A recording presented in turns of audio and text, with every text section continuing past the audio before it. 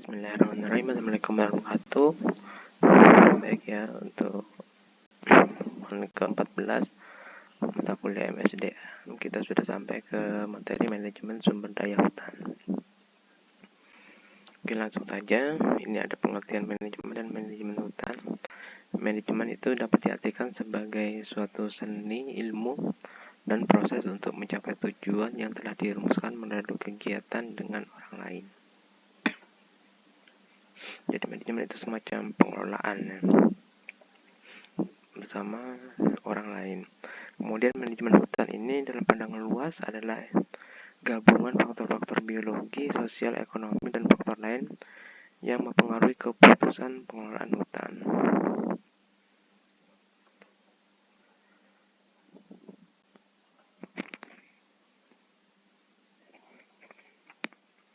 Kemudian tujuan dan fungsi manajemen itu, hutan ini dikelola untuk tujuan serbaguna dengan tujuan akhir adalah untuk mendapatkan nilai manfaat bersih total yang paling tinggi.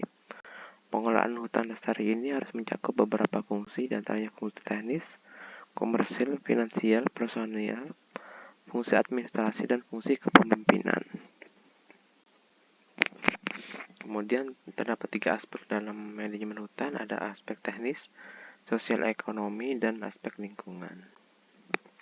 Untuk aspek teknisnya, kegiatan manajemen hutan ini pada dasarnya berkaitan dengan pemanfaatan hutan sebagai sumber daya alam dan sebagai suatu ekosistem. Yang kedua, aspek sosial ekonomi, kegiatan manajemen hutan pada dasarnya adalah kegiatan pengusahaan hutan. Oleh karena itu, aspek-aspek perusahaan yaitu aspek ekonomi dan aspek keuangan ini sangat erat hubungannya dengan aspek manajemen. Dengan manajemen hutan. Kemudian aspek lingkungan, pengelolaan hutan di samping memanfaatkan hutan sebagai sumber daya alam harus pula memperhatikan sisi lain dari hutan, yaitu sebagai ekosistem ataupun ekosistem hutan. Kemudian secara pengelolaan hutan,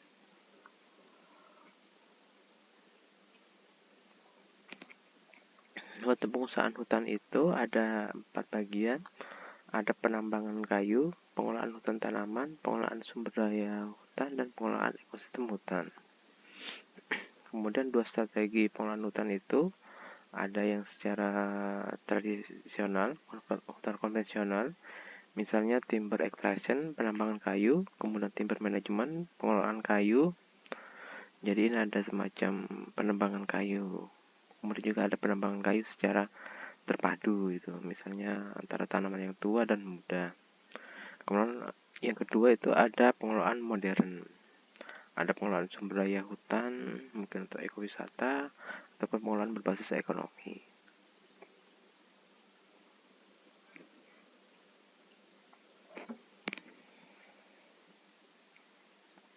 Kemudian sejarah munculnya penambangan kayu itu bermula sekitar tahun 4000 sampai 200 tahun sebelum Masehi di Mesopotamia.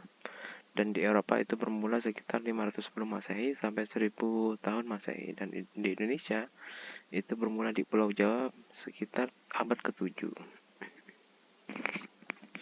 Kemudian kegiatan dan pengelolaan hutan itu timber extraction, penambangan kayu, ada pemanenan hutan, pengolahan hasil, dan pemasaran hasil. Kemudian timber management, pengelolaan kayu, ada pembangunan, penanaman hutan, pemeliharaan, penjagaan, dan peningkatan kualitas hutan, pemanenan hutan, pengolahan hasil, dan pemasaran hasil.